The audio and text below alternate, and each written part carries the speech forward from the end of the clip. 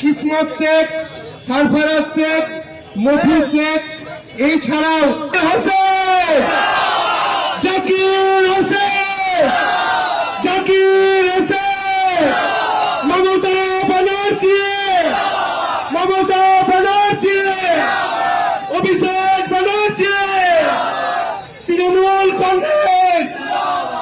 ধন্যবাদ সকলকে। আজকের যে সমস্ত কর্মী এখানে জয়েন করছেন তাদের মধ্যে আমাদের জঙ্গিপুর টাউনের জয়েনিং বলতে যে কংগ্রেসের দুর্নীতি, সে দুর্নীতি দেখে জাকির হোসেন সাহেব আমাদের দুর্নীতির বিরুদ্ধে, এই দুর্নীতির বিরুদ্ধে রুখার জন্য আমি তৃণমূল কংগ্রেস এসেছি।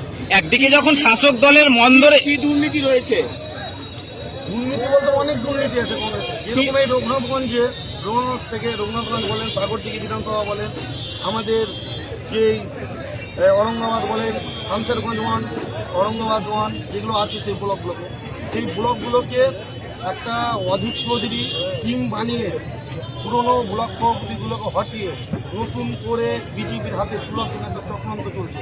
সেই চক্রান্তর বিরুদ্ধে আমরা তৃণমূল কংগ্রেস, এখানে বিজেপি কোনো আমরা শাসক চালাতে দেবো না মুর্শিদাবাদ। একদিকে যখন শাসক দলের অন্দরেই পৌরসভার বিরুদ্ধে জাকির হোসেন দুর্নীতির অভিযোগ তুলছে, সেদিকে আবার দুর্নীতির বিরুদ্ধে আপনি তৃণমূলে যোগদান করছেন, কি বলবেন?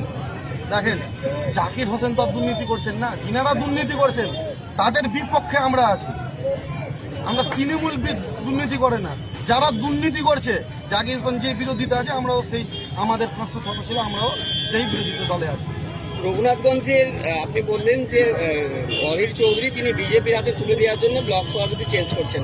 রঘুনাথগঞ্জে যিনি বর্তমানে ব্লক সভাপতি রয়েছেন তিনি তো মুসলিম, হ্যাঁ, তাহলে তিনি কি বিজেপির হাতে বিজেপি হয়ে কাজ করছেন? যিনার নাম বলছেন আপনি, যিনি মুসলিম, ওটা একটা কাঠপুটু। আসল ব্লক সভাপতি আছেন মোহন মাহাতো, যে আরএসএস, তার ছেলে নিজে আরএসএস করে।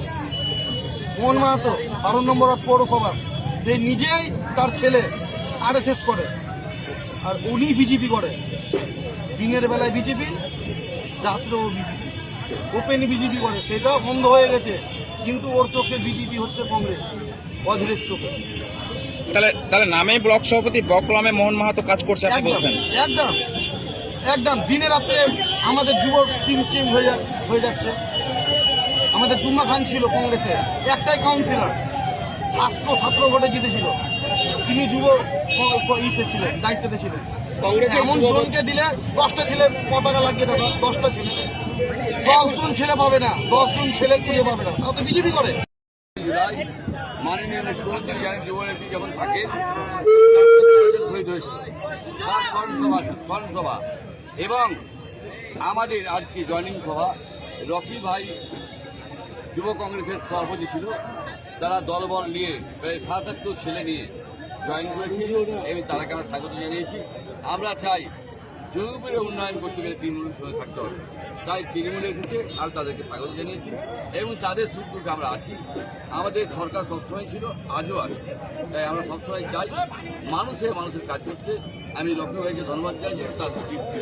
তাই আমরা সকল মিলে, মানবরা আমাদের সভাপতি বলছে, সেই সভাপতি এসেছে এবং সেও বক্তব্য ভালো দিয়েছে। আমরা মানুষের কাজ করবো এবং মানুষের কাজ করে সেই দিকে তার লক্ষ্মী ভাই জয়েন করেছে এবং পুরো কংগ্রেস থেকে জয়েন করেছে কয়েকশো ছেলে, তাই আমি তাদেরকে ধন্যবাদ।